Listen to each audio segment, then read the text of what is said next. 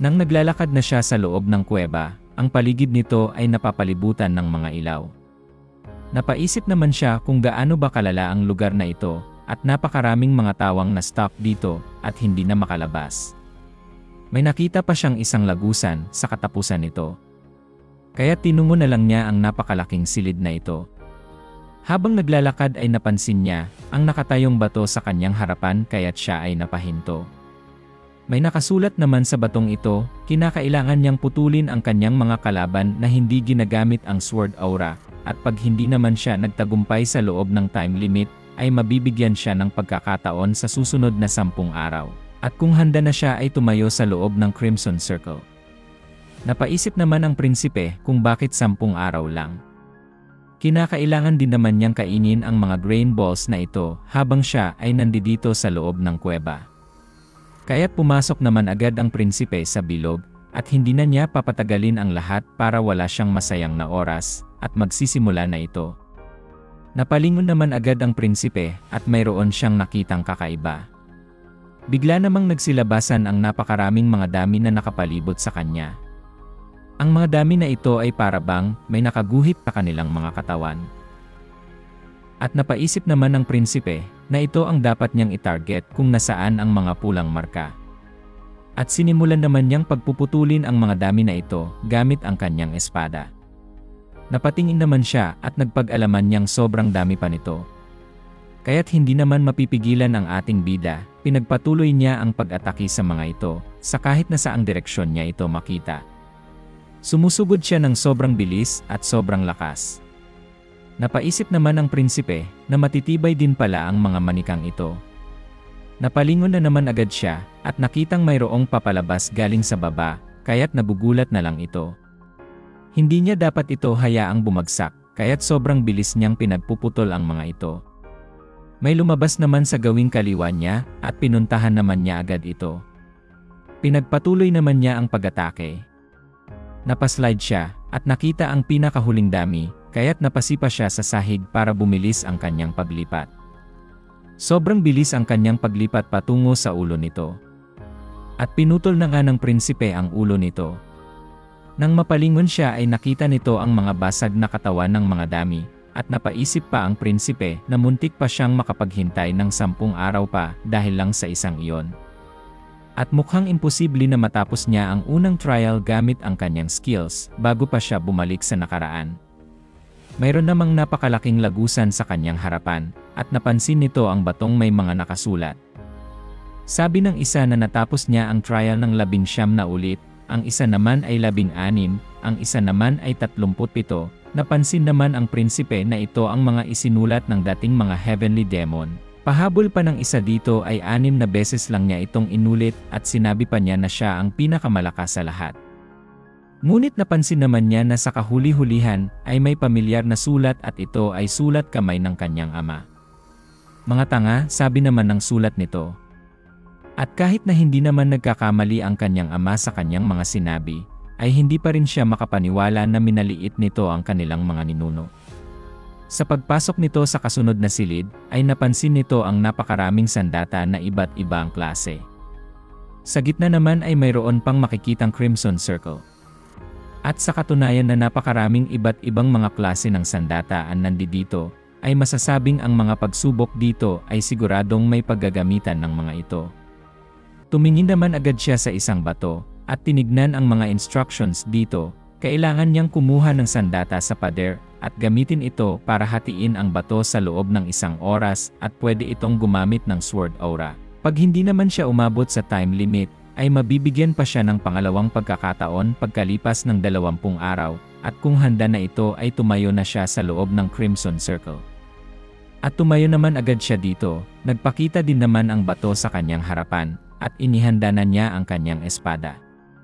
Tinignan niya ito ng mabuti at parabang kinakalkula ang dapat na gawing atake. Mayroon siyang 2 oras mahati lamang ang nag-iisang bolang bato na ito, at kung gumamit siya ng Sword Aura ay mahahati ng prinsipe ang mga bolang bato na ito kahit pa 200 pa. Kaya't may dahilan ang mga instructions kung bakit isa lang. Binulot naman agad nito ang kanyang espada, at sinubukang atakihin ito, ngunit bigla namang nabali ang kanyang espada. At nalaman niyang hindi sapat ang isang simpleng atakilan dito, kaya't gagamitan niya ito ng Enhanced Sword Aura para matapos agad at makausad sa susunod na trials. Parang nadadalian naman ang prinsipe sa pagsubok na ito kung gagamit lang siya ng Sword Aura, kaya't tinungon niya ang mga comment ng mga nakapasa dito at pinuntahan niya ang mga sulat sa bato. Lahat naman ng kanyang nabasa ay gumamit ng Sword Aura at nahihirapan silang mahati ito pag hindi sila gumagamit. Ngunit nabasa naman din niya ang comment ng kanyang ama, na sabi nito na walang silbi ito pag walang apoy. Nagtataka naman ito sa sinabi ng kanyang ama, dahil madalas niyang minamaliit ang mga ito gaya ng first trial. Bigla namang may nag-countdown, at sinabi sa instruction na hatiin ang bato at maaari niyang gamitin ang Sword Aura at Enhanced Sword Aura. Napaisip naman ang prinsipe na hindi gumamit kundi maaaring gumamit ng Sword Aura. Kaya't ang trial na ito ang maipapasa lamang kapag hindi gumamit ng Sword Aura, at ang sinabi ng kanyang ama ay isang paalala lang na huwag gumamit nito, at nagkakaroon lang ng apoy kapag gumamit ng Sword Aura. Inatake niya ito gamit ang espada, sumunod ay gumamit siya ng palakol, pati maso ay hindi nito kinaya. Kaya't masyadong nahihirapan ang prinsipe, na kahit isang galos lang dito ay hindi niya magawa, paano pa kaya kung hindi siya gumamit ng Sword Aura, at ang time limit ay malapit na. Nagdadalawang isip naman agad siya na baka gamitin na lang nito ang Enhanced Sword Aura para pumasa at napapagod na siya sa kagagamit ng mga sandatang ito at bigla itong napatigil. At naalala naman niya ang kanyang ama na nahati nito ang bato na hindi gumagamit ng Sword Aura. Napaisip naman ang prinsipe na posibleng may ginamit ito na teknik. Kaya't sinubukan niyang palabasin ang kanyang energy na pumalibot sa kanya. Gumawa ito ng linya ng energy na pinalapit niya sa bato. At unti-unti na itong pinalibutan. Bigla naman siyang nagulat sa kanyang nakita. Mayroon namang maliit na guhit sa batong ito na hindi niya nakita noong hindi pa niya ito pinapalibutan ng energy. Agad-agad naman niyang hinugot ang kanyang espada at muling tinarget ang bato, pero sa ngayon ay susundin nito ang guhit. Hindi ito isang ilusyon, at ang maliit na guhit na ito ay parabang bumubuo ng bilog na nakapalibot sa bato ay ang target. Tinabas niya ito ng pagkalakas-lakas. Habang nakapikit ang prinsipe, ay sinundan niya ang guhit na nagdahilan ng perpektong pagkahati ng batong bilog na ito. Sobrang saya naman ang nadarama ng ating bida at sa wakas ay natapos na din niya ito. Mayroon naman agad siyang napansin, sa loob ng bato ay parang may puwang pa ito. Nakita naman niya ang isang maliit na bilog dito. At nagulat ang prinsipe dahil ang nakita niyang ito ay ang Demonic Essence Pill.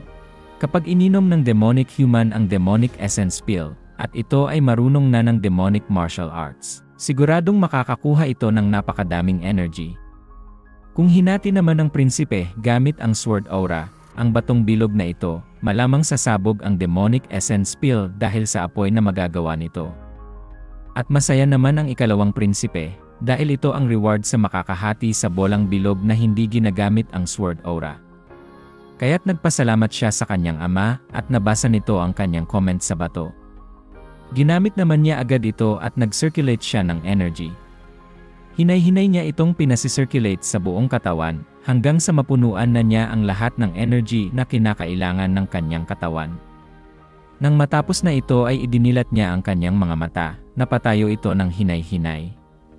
Bigla naman niyang itinaas ang kanyang mga kamay. Sa ngayon ay nararamdaman na ng ikalawang prinsipe, na ang katawang ito ay mas malakas na kaysa sa dati. Ang bagay lang na nagkukulang sa kanya ay energy at ngayon ay nakuha na niya ito, kaya't masayang-masaya siya ngayon sa bago niyang kapangyarihan. Sa sumunod naman na trial, ay sinasabi sa mga instructions dito, na pagkaibahin ang buhay at kamatayan. Pag hindi naman niya ito na kumpleto ay bibigyan siya ng pangalawang pagkakataon matapos ang 5 araw. At paghanda na siya ay tumayo na sa loob ng Crimson Circle. Nagtataka naman ang prinsipe kung ano ang ibig sabihin nito, at ano bang klase ng trial ang meron dito ngayon. Nang pagkasampa pa lang niya sa Crimson Circle, ay lumabas agad ang pagsubok. Napaisip ang prinsipe, at alam niyang ito ay trial, na kinakailangang pagkaibahin ang mga halamang gamot at ang mga poisonous na halaman. Napatawa naman siya, at naalala ang kanyang kaibigan na si Gueryongja. Inuutusan siya nito na maghanap ng iba't ibang klase ng mga ingredients, at dahil dito ay alam na ng prinsipe kung ano ang mga halamang gamot at iba't ibang klase ng mga poisonous na klase nito, pati na din ang mga magiging epekto nito sa katawan. Kaya't dali-dali niyang kinuha ang mga halaman, at sa isip niya ay magiging madali lang ang trial na ito.